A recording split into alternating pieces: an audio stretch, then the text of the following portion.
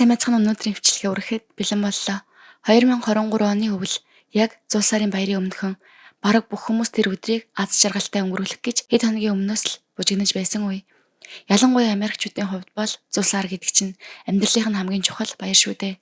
Тэгэхээр хийх ажил зөндөө холбогдож амжаагүй найз нөхдрөөгөө уцаар нэмчилгээ дэвшүүлнэ, билүү захиална, хоолунд бэлдэн дээрээс нь заавал бэлэг боож бэлдэнэ.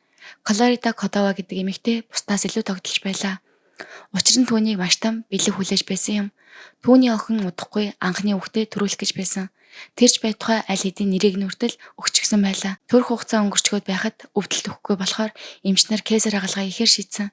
Хагалгааны өдөр нь 12 сарын 23-нд Колорида удахгүй эмээ болох гэж байсан. Харин охин Сабана бол анхны хүүхдээ үлгэдэх гэж байсан болохоор үнэхээр тогтолж байлаа.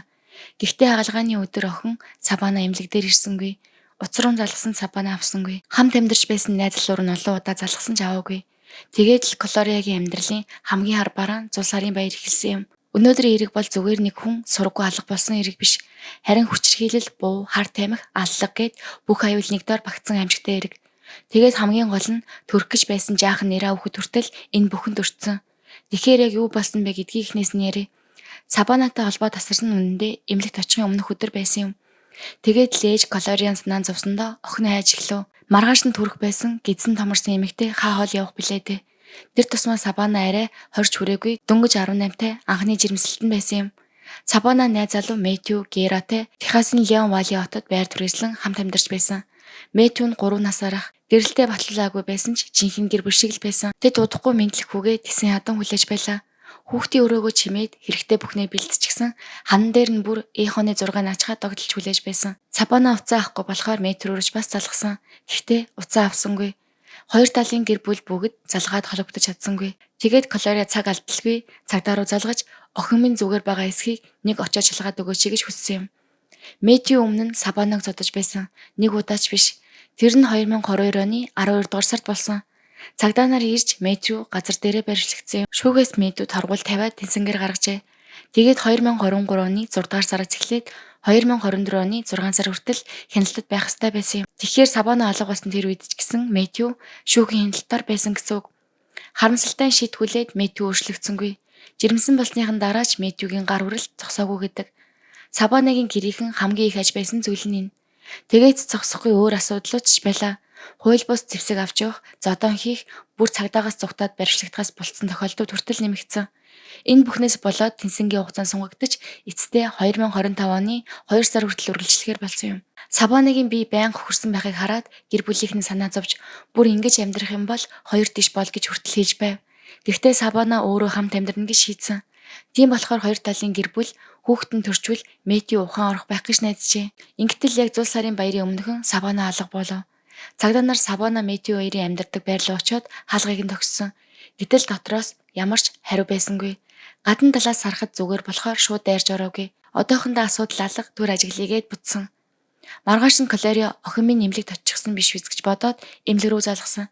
Гэтэл Сабана тэнд очоогүй байлаа. Ингээд бүх гэр бүл охин ач хоёр минь эрүүл саруул байгаасаа гэж залбирсаар нойргүй онцгойсон. Харин маргааш өрөө кесар хагалгааны цаг болоход бүгд итгэж хүлээсэн ч Сабана ирсэнгүй.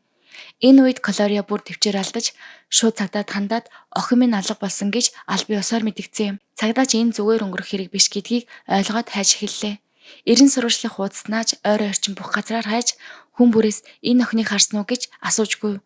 Колориа фэйсбુક дээр хүртэл Сабанаг харвал надтай холбогдоорой гэж бичжээ. Тэгээд 100 сарын баяр болтол ямар ч сураг гарсангүй. Цагдаа нар төгшүүр зарлаж Сабана Мэтью хоёрын ундаг саарл оптимог нийтэд зарлан хайлаа. Анхнаасаа л Мэтьюгийн өмнө нь үлдсэн хүчирхийллийн хэрэг ил байсан болохоор хүмүүс энэ найз залуугийн шалгах хэрэгтэй гэж хардаж эхэлсэн. Харин Мэтьюгийн аав нь миний хүүд асуудал байсан үнэн. Гэхдээ тэр Сабана болон хүүгийнхээ аминд хүрсэн байх ёсгүй гэж ярьсан юм. 12 дугаар сарын 26-нд Колориад нэгэн дуудлага ирэв.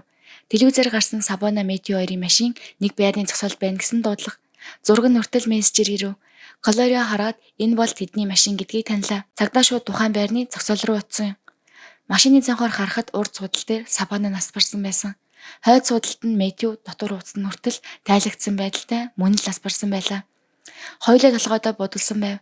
Гэр бүлийнхэн тэр чигтээ зочирдож шоконд орлоо.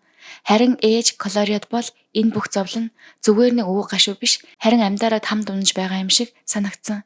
Үнэн дээр энэ нь түүнд тохиосон хамгийн анхны аимшигч биш. Колорадо Итан Сото гэдэг хүү байсан. Гэтэл тэр нь жилийн өмнө аллагад өртөж амнасаа алдсан байсан юм.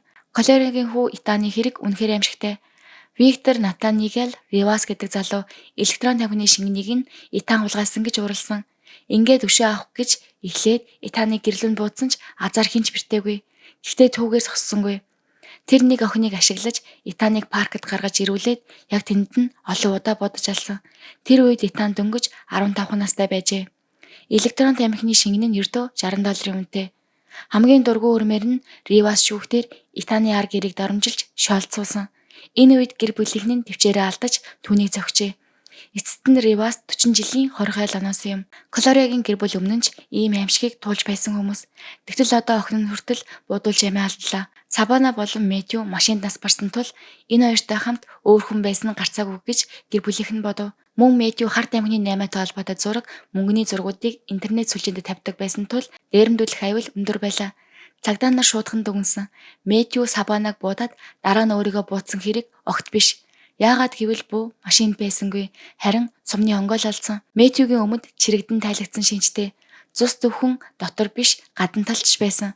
Тэгэхээр өөр газар буудчихад энд авчирч тавьсан байх магадлал өндөр. Аз болоход зогсоолт камер байж тэр бичлэгт юу гарсан гэж бодож байна. Сабана Мэтьюгийн саар Оптима машин яг орж ирэхдээ зэрэгцээд бараа өнгийн пикап араас нь дагаад орж иржээ. Хоёр машин хоёулаа гэрлээ хасаахгүй ойрт зогссон байна. Пикапаас цагаан хувцастай том биетэй нэг ир бууж ирдэг. Оптимагаас ч бас хүн буугаад ямар нэг юм солилцох шиг болоод буцаад машиндаа сууцгаасан. Гэхдээ сонин пикапаас буусан эрэгтэй Оптимагийн хаалганы бариулыг алчуураар арчиж байгаа нь камерын бичлэг тод гарчээ.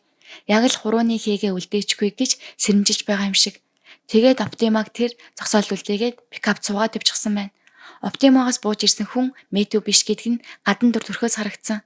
Тэгэхээр Сабана Мэтью хоёр аль хэдийн амьсгал хураасан гэмт этгээдүүд тэднийг авч ирээд машин дотор орхисон байна. Одоо гол асуулт энэ пикап машин хинийх вэ? Цагдаа нар Сабана Мэтью хоёрын утас, сошиал, байршлын бүх мэдээллийг шалгаж үзв. Тэгтэл хамгийн сүүлийн хайлт нь Чарлийн гудамж гэж байсан. Тэгээд мөрдөгчд тэр гудамжийг нэг бүрчлэн шалгаж эхэлжээ. Тэгтэл юу харсан гэж яг камер дээр гарч байсан тэр пикап машин нэг байшингийн урд байлаа. Эзнийг нь тогтоож хаалгыг нь тогшвол том биетэй Испани гаралтай ир Рамон Пресиадо гарч ирв. Рамон ямар хэрэгээр ирснийг чинь ойлгож байна гэд пикапаас буусан хүн өөрөө гэдгээ хүлээн зөвшөөрөв. Гэхдээ би алаагүй, би зүгээр л хүүгийнхаа эснийг нуухад туссан гэв. Жинхэнэ буудсан хүн нь түүний хүү 19 настай Кристофер Пресиадо. Ингээд Кристоферыг Сабана Мэтью мөн хэвлэдэх хүүгийн амийг хөнөөсөн гэргээр харин Кристоферийн авийг гэмт хэргийг нуусан мөн бүрдэн шалгалтад саад болсон гэж тус баривчлав. Сэтгүүлчид дууга өндөрсгөж асууж байлаа. Хохирогчдын гэр бүлээс уучлахгүй байхгүй юу? Яагаад 100 сарын баярын өмнө бүхэл бүтэн гэр бүлийг алав? Харамсаж байна уу? Гэтэл Рамон ууртаагаар ганцхан үг хэлээд өнгөрөв. Та нар юу ч мэдэхгүй байж худлаа зохиож яриха бол. Харин Кристофер бол юу ч дуурсангүй, зүгээр л чимээгүй өнгөрсөн.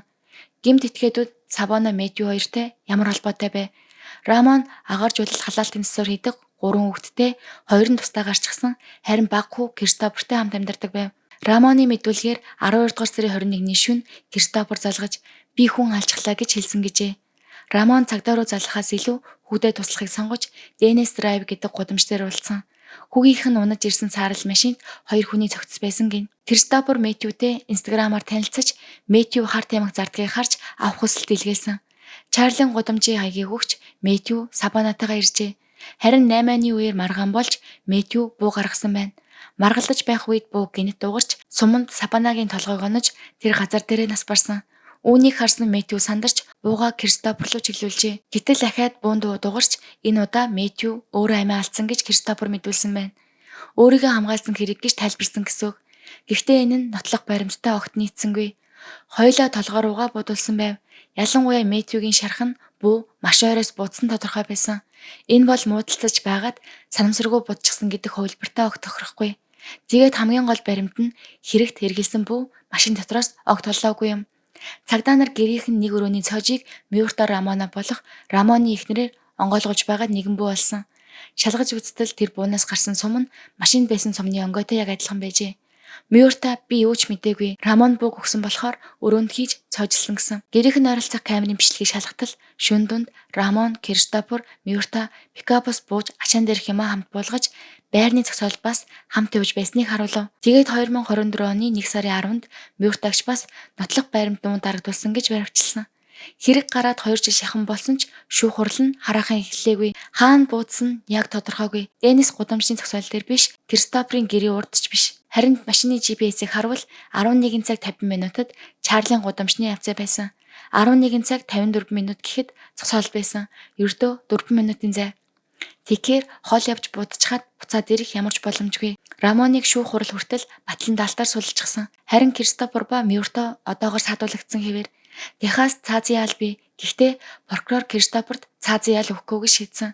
Хэрэг гарах үед 20 наст хүрээгүй, өмнө нь ял шийдгэлгүй байсан гэлмит шалтгаанаар. Энэ нь хохирогчдын гэр бүлийнхний хувьд маш хэцүү сонсогдож байгаа. Хохирогчдын ар гэр хамгийн дээд ялыг өгөх нь жинхэнэ шударга ёс гэж шүүхийн гадаа эсэргүүцэн зогссон. Гэвч прокурорын байр суурь өөрчлөгдсөнгүй. Рамон суллагдсан, Мюртач гарах гээд байна гэж тэд гомдлож байна. Рамон Мюрто хоёрын шүүх хурал 5 сар тавлагдаж байсан ч батлан даалтаар гарах, ял өнгөрүүлэх хүсэлтүүдээр сунжирсаар одоо гурвуулангийнхан шүүх хурал бүр тодорхойгүй болсон. Мэтьюгийн гэр бүл ихэндээ өмнөхөр хүнд байдал оржээ. Алуурсан нь найз залуу байна гэсэн хүмүүсийн шүүмжлэл сонсож өөртөө ч хүүгээ хайж явахдаа хүртэл байнга тайлбар өгч өмгөөлөхөсөөр аргагүй байсан. Гэсэн ч тэд эцэст нь нэг л зүйлийг хэлсэн. Манай хүү төгсгөн байгаагүй нүнэн. Гэхдээ хин ч юм байдалтай амь насаа алдах ёсгүй гэв. Үнэндээ Мэтью ямар амьдралтай байсан нь энэ эрэгт огт хамаагүй. Гол нь буудсан, нуусан, цогцыг нуухад гар бие оролцсон хүмүүс бүгд цохих халаал авах ёстой. Өнөөдрийн бичлэг энэ хүрээд дуусаж байна. Бичлэг маань таалагдсан бол лайк, сабаа дарахаа мартаваа.